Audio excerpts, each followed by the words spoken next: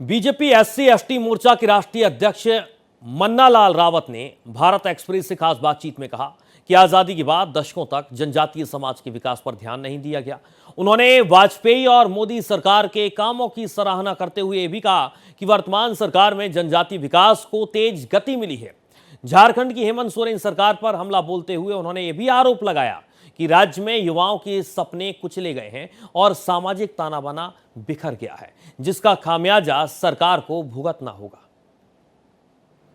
मेरे साथ भारतीय जनता पार्टी अनुसूचित जनजातीय मोर्चा के राष्ट्रीय अध्यक्ष मन्ना लाल रावत जी हैं।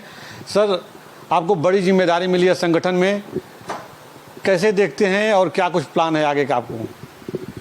देखिए, स्वाधीनता के बाद तेजी से जब राष्ट्र निर्माण के काम शुरू हुए, सामाजिक न्याय की बड़ी रणनीतियाँ आई, ऐसे में जनजाति समाज के लिए आरंभिक दशकों में काम नहीं हुए। ये रिकॉर्ड में भी है और जनजाति समाज इस बात को मानता है कि उनको जिस तरह का शिक्षा, स्वास्थ्य, इंफ्रास्ट्रक्चर, ये सारे विषय चाहिए थे वो नहीं मिले। और 1960 के दशक में तो बाकायदा एक अलग ही वामपंथ प्रेरित नक्सलवाद और वो सारा विषय आगे बहुत तेज़ी से बढ़ा और 126 जिलों में जाके ये फैलता गया।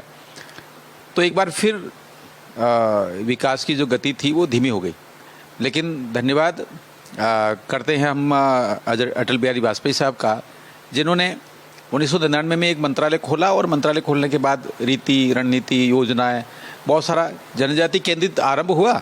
और 2003 आते आते जनजाति जो राष्ट्रीय अनुसूचित जनजाति आयोग बना, तो उसके बाद तो और ज़्यादा अधिकारों की बात होने लगी। लेकिन नरेंद्र मोदी साहब के कालखंड में ये विषय बहुत तेज़ी से एग्रेशन पर और सेचुरेशन और कन्वर्जेंस, इस तरह के अप्रोच लेकर आगे बढ़े।